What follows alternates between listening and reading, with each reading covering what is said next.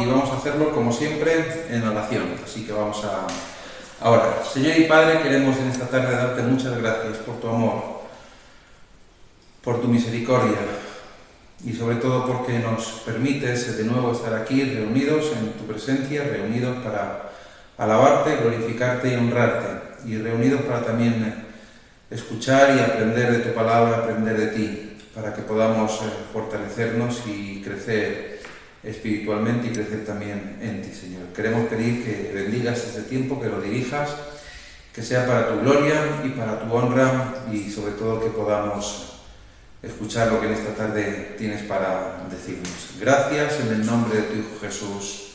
Amén. Bien, pues estamos en la carta a los Romanos, en el capítulo 5, y estamos viendo los resultados de la justificación por la fe.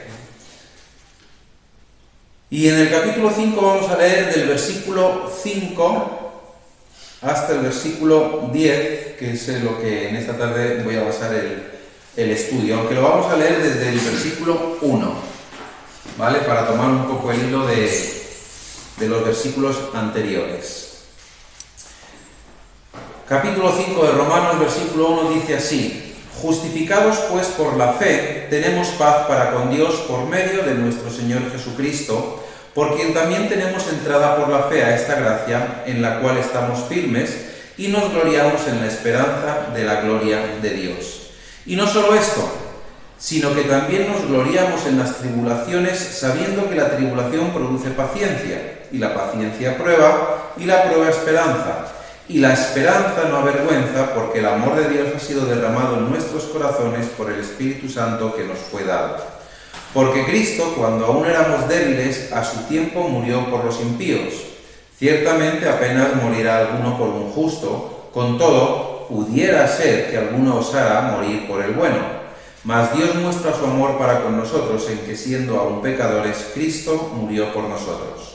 Pues mucho más, estando ya justificados en su sangre, por él seremos salvos de la ira.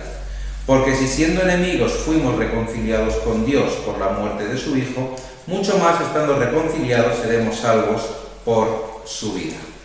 Hasta ahí. Bien, pues hemos estado viendo algunos aspectos de esos resultados de la justificación por la fe. Y el versículo 4 nos dice: y la paciencia produce prueba, y la prueba esperanza. Como veis, y hasta ahora, la carta del apóstol Pablo a los romanos es una carta muy teológica, ¿vale? Tiene mucha teología cristiana, ¿vale? Tiene mucha teología en cuanto a lo que es la justificación, la reconciliación, la muerte o sea, lo que es la salvación, la cual es la base de la salvación, y todo lo que podemos ver en esa carta a los romanos, ¿vale? Y Pablo pues nos habla aquí en este capítulo 5 de la justificación por la fe y de los beneficios de esa justificación por la fe. Y uno de los beneficios es estar reconciliados con Dios, que hoy vamos a ver. Y aquí en Romanos 5, del 5 al 10, lo que hace es enfatizar esa esperanza que tenemos como creyentes y como hijos de Dios. Y una esperanza que además encima no avergüenza. Una esperanza que es cierta, ciertísima, ¿vale? Nos habla, Hebreos nos dice que la fe es, pues, la certeza de lo que se espera, ¿vale? La certeza de esa esperanza, ¿vale? Y entonces nos habla de lo que es esa naturaleza de la esperanza cristiana. Y lo primero que nos dice en el versículo 5 es que la esperanza no avergüenza, ¿vale? Es una esperanza que no nos avergüenza, que no tiene miedo al futuro, porque es una esperanza cierta. La esperanza que tenemos en Cristo es una esperanza que no nos va a defraudar, que no defrauda en ningún momento, ¿vale? Ni nos deja tampoco en ese aspecto de vergüenza, como ocurre con la esperanza que tienen en el mundo, ¿no? Esa esperanza pues ya lo veis, ¿no? En el dinero, en políticos, en fama, todo eso, que al final lo que ocurre es que todo se desmorona, y muchas veces pues es eso, causa esa vergüenza para aquellos que tienen esa esperanza, ¿no? Y todas esas esperanzas mundanas pues pueden fallar. Sin embargo, la esperanza cristiana, la esperanza que nosotros tenemos como hijos de Dios es segura y es confiable. No es segura y es confiable porque lo diga Carlos, es segura y es confiable porque lo dice Dios, no porque lo diga Pablo, ni Pedro, ni Santiago, sino porque lo dice Dios, ¿vale? Porque al final Pablo es simplemente esa herramienta que utiliza Dios para revelar su palabra a los demás, ¿vale? Entonces, Pablo escribe, pero escribe las palabras de Dios, ¿vale? Lo que Dios nos está diciendo. En el Salmo, fijaros que en el Salmo 25 y versículo 3 de ese Salmo, ya se nos dice y ya está diciendo David que esa esperanza es real. Versículo 3 de este Salmo 25 dice así: ciertamente ninguno de cuantos esperan en ti, ¿qué dice? Será confundido. ¿Vale? Nos habla de esa confusión, de esa esperanza que puede avergonzar, ¿no? Que hablamos de esa esperanza mundana, ¿no? Dice, ciertamente ninguno de cuantos esperan en ti, tienen esperanza en ti, será confundido. ¿Serán quién? ¿Avergonzados quién? Los que se rebelan sin causa. Aquellos que no quieren saber de Dios, aquellos que se rebelan contra Dios, aquellos que están diciendo, mira, vive la vida porque esto de que Dios exista no es verdad y hay que tener esperanza en lo que vemos día a día, que es el dinero, que es la fama, que es el poder y todo eso. Vale, pues aquí nos dice David, o el Señor dice a través de David, que esos que se rebelan van a ser los que van a ser avergonzados, esa vergüenza de ese mundo. Ahora, también lo que nos dice Pablo en este versículo 5 es que no solamente que la esperanza no avergüence, porque la esperanza no avergüenza, pero por un hecho y por una razón tremenda, y es porque el amor de Dios ha sido derramado en nuestros corazones por el Espíritu Santo que nos fue dado. El amor de Dios es derramado en nuestros corazones, y esa es la razón por la que la esperanza no nos avergüenza, no defrauda, porque sabemos que ese amor de Dios ha sido derramado en nosotros. ¿Vale? Porque Dios, ¿qué es lo que ha hecho? Dios lo que ha hecho ha sido, crea al hombre y a la mujer, el hombre y a la mujer cometen pecado, desobedecen a Dios, pero Dios, lejos de odiarlos, ¿qué hace?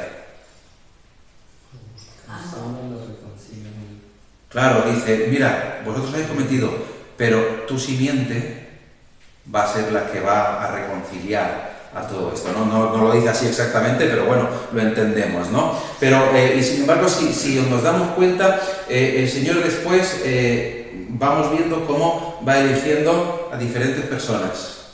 ¿Y esas personas van defraudando a Dios? ¿Sí o no? Sí. ¿Y qué hace Dios? Las desecha. No, los ama. Sigue amando, ¿verdad? ¿Qué ocurre cuando llega con el pueblo de Israel? Elige al pueblo, lo saca de Egipto, ¿por qué? Por amor, ¿verdad? Sin embargo, ¿qué hace el pueblo?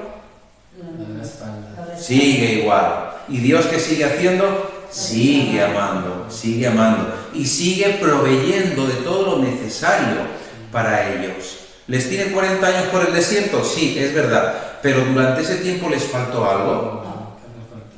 Nada, ¿verdad? Sin embargo, el pueblo sigue, y una vez, y otra vez, y otra vez, hasta que ya el Señor dice, mira, ya se acabó, no voy a hacer nada más. Voy a hacer ya lo que me queda por hacer. Y es enviar a mi Hijo.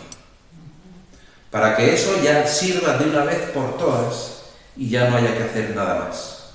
Y entonces es ese amor derramado, ¿no? de Dios en nuestros corazones por medio de enviar a su Hijo, ¿no? Donde muestra ese amor hacia nosotros, ¿no? Y es por eso por lo que no nos defrauda esta esperanza, porque ese amor de Dios ha sido derramado, pero de una forma abundante en nuestros corazones. Y nos dice aquí Pablo, por el Espíritu Santo que nos fue dado. El Señor Jesús, cuando se marchó, se fue, dijo, os voy a dejar solitos. Dijo, no os voy a dejar solos. No os voy a dejar solos, vais a estar en compañía. Yo voy a estar con vosotros todos los días hasta el fin del mundo, pero es que además mi Padre va a enviar el Espíritu Santo, su Espíritu, sobre vosotros. Y fue así como ocurrió, ¿no?, allí en Hechos. Efesios 3:17 nos habla precisamente de este amor por nosotros. Efesios capítulo 3 y versículos del 17 al 19. Nos dice así: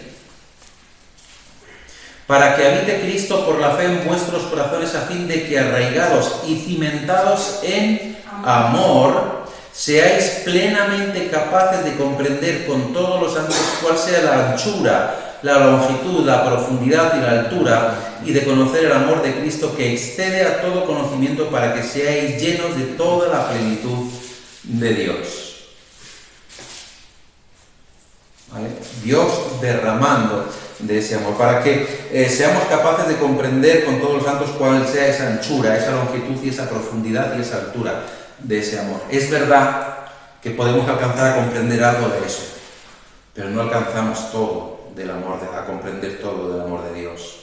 Por eso hay muchas veces que todavía se nos escapan cosas de ese amor de Dios, ¿no? Hay veces que yo mismo le digo: Señor, ¿cómo puedes amar a las personas como según somos? Sin embargo, no entiendo cómo lo puede hacer, pero lo hace. Y eso es lo maravilloso de Dios. ¿Vale? Y eso es lo que nos está diciendo en este versículo 5. Ahora, pasamos a los versículos del 6 al 8, que nos dicen: porque Cristo, cuando aún éramos débiles, a su tiempo murió por los impíos. Ciertamente apenas morirá alguno por un justo. Con todo, pudiera ser que alguno osara morir por el bueno. Mas Dios muestra su amor para con nosotros en que, siendo aún pecadores, Cristo murió por nosotros. Aquí vemos la demostración de ese amor de Dios. ¿Vale? Dios ha estado demostrando para con el pueblo de Israel su amor. ¿Vale? Allí en el desierto hemos visto cómo en 40 años no les faltó nada y sigue demostrando el amor. Pero llega ya en lo que es el cénit del amor de Dios, la demostración absoluta de ese amor de Dios, y es en la persona de Cristo, ¿vale? Y nos dice en el versículo 6 que Cristo murió por los impíos, y nosotros éramos impíos, ¿vale? La muerte de Cristo es el mayor acto de amor de Dios, y el mayor acto de gracia de Dios, porque lo hace sin esperar nada a cambio. Lo hace sin esperar que nosotros fuéramos capaces o seamos capaces de devolverle ese regalo. Porque al final lo que Dios hace con nosotros es un regalo. Cristo murió por nosotros cuando todavía, pues es lo que nos dice, ¿no? Cuando éramos pecadores, cuando aún éramos débiles, cuando aún éramos incapaces de salvarnos por nosotros mismos. Somos incapaces de salvarnos por nosotros mismos. Y Cristo murió por nosotros. En el Evangelio de Juan, Jesús le dice a sus discípulos que nadie tiene mayor amor que este, que uno ponga su vida por sus amigos. ¿Vale? ¿Y qué es lo que dice Jesús? Que ya nos llama. ¿Cómo les llama? Ya les llama siervos sino amigos. ¿No dice eso? Ya les llama amigos. ¿Quién daría la vida por un amigo? Jesús. No, aparte de Jesús. ¿Quién daría la vida por un amigo? ¿Quién daría la vida por un hijo? Por un hijo puede, por un amigo no lo sé. ¿Y por una persona que sea buena? No. Si no la conoces. Aquí lo que Pablo está diciendo en estos versículos es precisamente eso, ¿no? Mira que sería muy raro, es muy raro que alguien pueda morir por otra persona. Que alguien pueda, lo dice aquí, versículo 7, ciertamente apenas morirá alguno por un justo. Con todo dice, pudiera ser que alguno osara morir por el bueno. ¿Vale? Muchas veces que cuando pues ves o se ven en esas películas donde el bueno ofrece su vida por el bien de los demás, dices, eso es ciencia ficción. En la realidad eso no pasa. Y Pablo que está diciendo es precisamente eso de, puede ser, sería muy raro que alguno muriera, pero Cristo lo hizo. Cristo, pero no solamente murió por los que eran buenos, o supuestamente buenos, sino que murió por todos. ¿Vale? Porque de hecho, cuando a Jesús le dicen maestro bueno, ¿qué es lo que dice Jesús? ¿Por qué me llamas bueno? ¿No hay bueno? Solo Dios.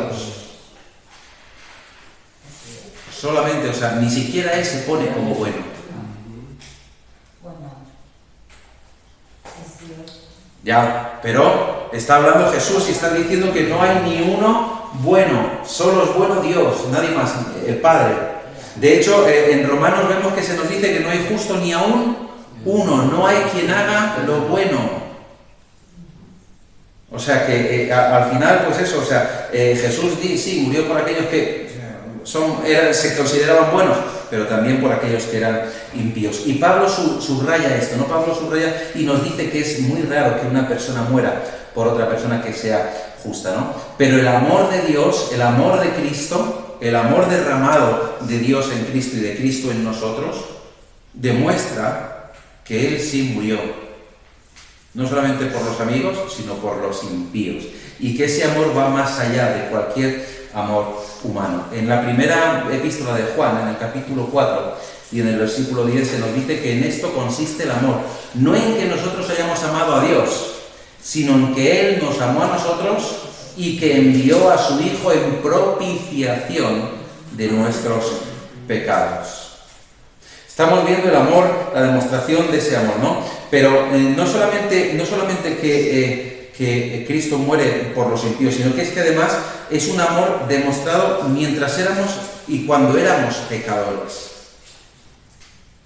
O sea, no solamente dice, bueno, ahora que estáis justificados, pues derramo de mi amor. No, es que antes de esa justificación, antes de esa salvación, os estoy amando, porque estoy enviando a mi Hijo a morir al mundo. Juan 3:16, ¿qué nos dice?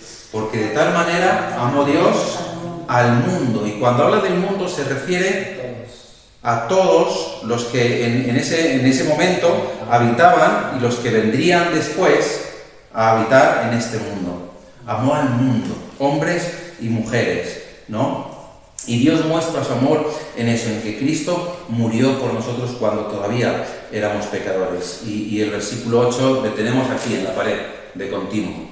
Mas Dios muestra su amor para con nosotros en que, siendo aún pecadores, Cristo murió por nosotros. Que siendo aún pecadores, Cristo murió por nosotros. No necesitábamos ser perfectos para recibir ese amor de Cristo y ese amor de Dios. Lo único que necesitamos es recibirlo. Ser conscientes para recibir, porque ha sido algo que se nos ha dado gratuitamente, de gracia. ¿Qué dice Efesios? Porque por gracia sois salvos. Y esto no de vosotros, pues es don de Dios. Es verdad que todo esto de que nosotros no podemos hacer nada, lo hemos estado viendo en estas semanas atrás, pero es que es verdad que es volver a hablar de ello, porque es así. Es que no hay otra cosa, porque no podemos hacer nada más, ¿no? En Efesios capítulo 2 y versículos 4 y 5 se nos dice y se nos habla de ese amor derramado, ¿no? Efesios 2, capítulo 2, versículos 4 y 5 dice: pero Dios, que es rico en misericordia, por su gran amor con que nos amó, aun estando nosotros muertos en pecados, nos dio vida juntamente con Cristo. Por gracia sois salvos. Por gracia sois salvos. Y todo eso da como resultado, ¿sabéis el qué? Versículos 9 y 10. Pues mucho más estando ya justificados en su sangre, por él seremos salvos de la ira, porque si siendo enemigos fuimos reconciliados con Dios por la muerte de su Hijo, mucho más estando reconciliados seremos salvos por su vida. Y el resultado de toda esa justificación que nos habla en el versículo 1 de este capítulo 5 es lo primero, que estamos justificados por su sangre. Nosotros no tenemos que hacer nada para justificarnos delante de Dios. Es la sangre de Cristo la que nos justifica y la que nos salva de lo, yo diría, es que no concibo otra cosa peor, que es la ira de Dios. Cuando dicen, creo que es en Apocalipsis, que dice, sí, mía es la venganza, dice el Señor. O cuando dice también ese versículo que dura cosa es caer en manos del Dios vivo. No me imagino cómo tiene que ser eso, pero tiene que ser tremendo. Y yo creo, no una de las peores cosas, sino lo peor que hay es recibir esa ira de Dios. Y Cristo vino a morir por nosotros para salvarnos también de la ira de Dios. Que Él recibió. Que Él recibió, exactamente. Que Él recibió.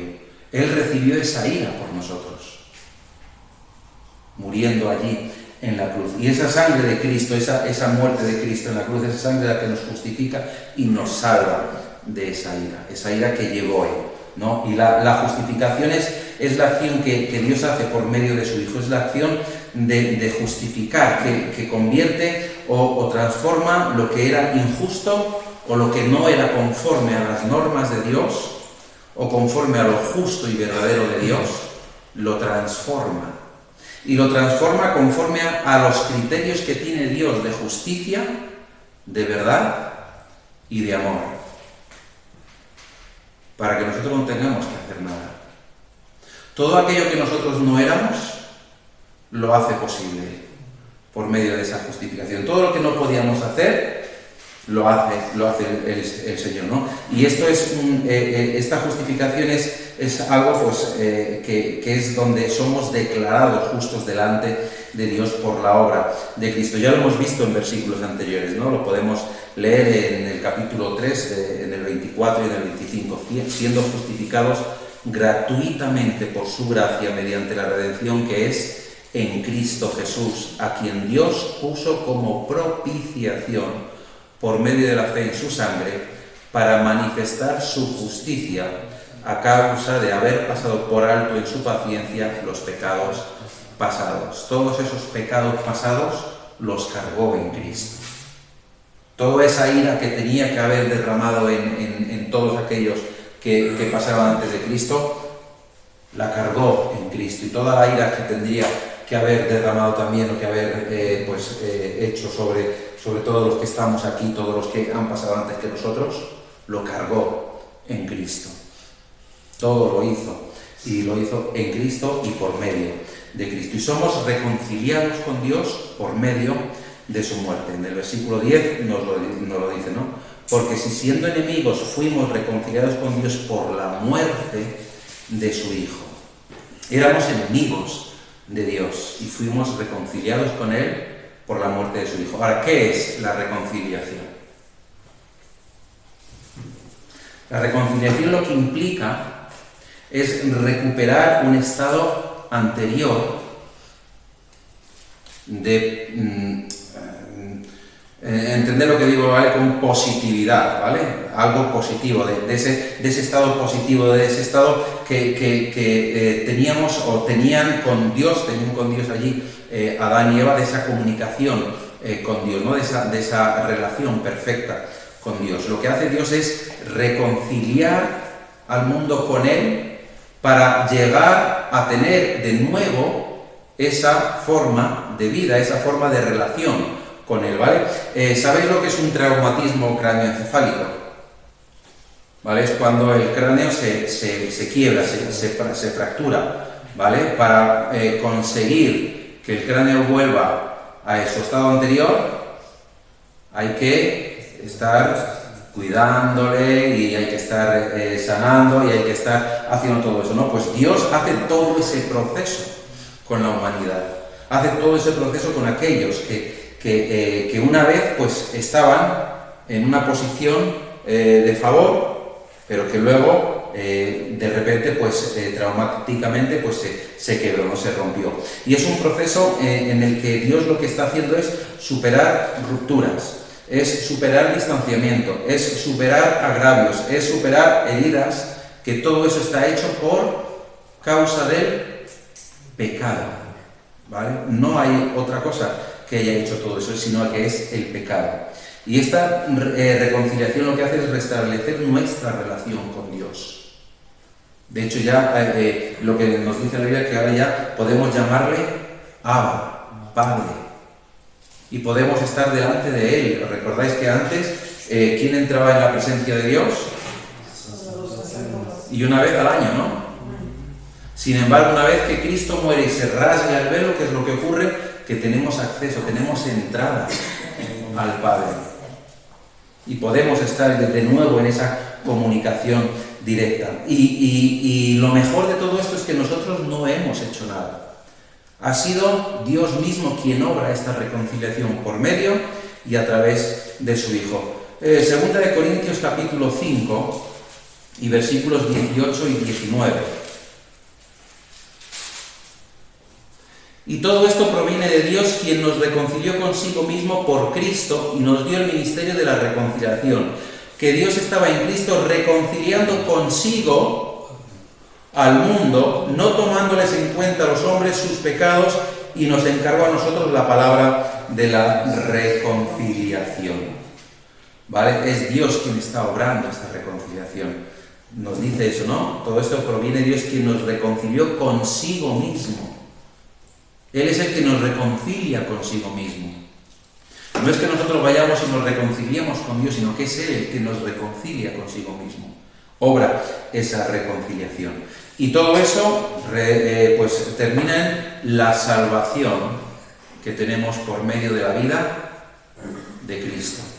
La salvación a través de la muerte de Cristo, de su muerte y de su resurrección. Si Cristo no hubiera resucitado, nuestra fe sería vana. No serviría de nada. Sin embargo, tenemos esa certeza. Hablábamos al principio de que esa esperanza es una esperanza real, es una esperanza cierta. Lo que dice Hebreos es pues la fe, la certeza de lo que se espera. Es una certeza y estamos convencidos y estamos seguros, estamos reconciliados con Dios y entonces ahora somos salvos por medio de la vida de Cristo. Su resurrección es lo que asegura nuestra vida eterna, ¿vale? En Hebreos capítulo 7, versículo 25...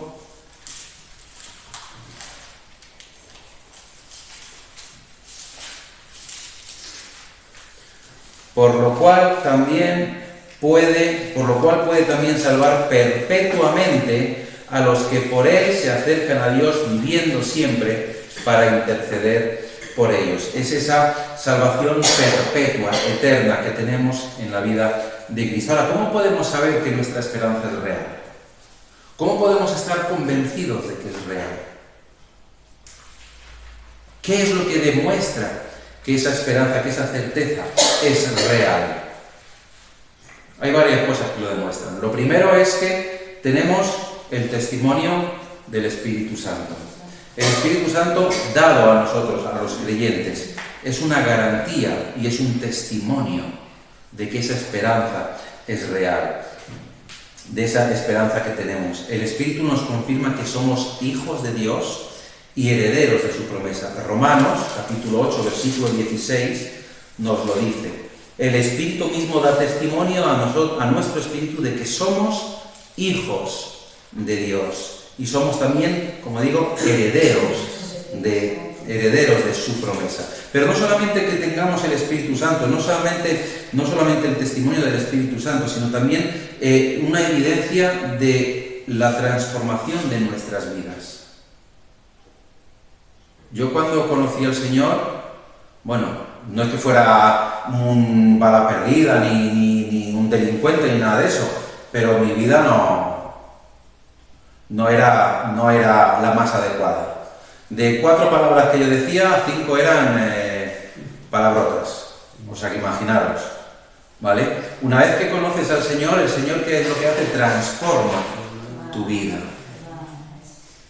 ¿vale? Y seguramente mi testimonio es uno de los más sencillitos, pero hay personas que tienen testimonios tremendos en cuanto a cómo Dios ha transformado su vida. Entonces, esa evidencia de esa transformación de la vida de las personas, ¿no? De cómo Dios cambia nuestras vidas, de cómo Dios transforma nuestras vidas produciendo frutos los frutos o el fruto del Espíritu que vemos en Gálatas 5:22, ¿no? Todos esos frutos, todo ese fruto, el amor, el gozo, la paz, paciencia, benignidad, bondad, fe, mansedumbre, templanza, todas esas cosas, que es lo que nos ha transformado del todo, ¿no? Nos convierte en nuevas criaturas. De hecho, lo dice, sois nuevas criaturas. El hombre viejo se ha quedado atrás. Y aquí todas las cosas son hechas nuevas. Todo es hecho nuevo. Pero no solamente eso, todavía hay más cosas para saber que nuestra esperanza es real. Y es el cumplimiento de las promesas en Cristo. No solamente porque lo diga la palabra de Dios, ¿vale? Que es lo más importante. Pero también hay evidencias escritas por otras personas de que Cristo existió y fue real.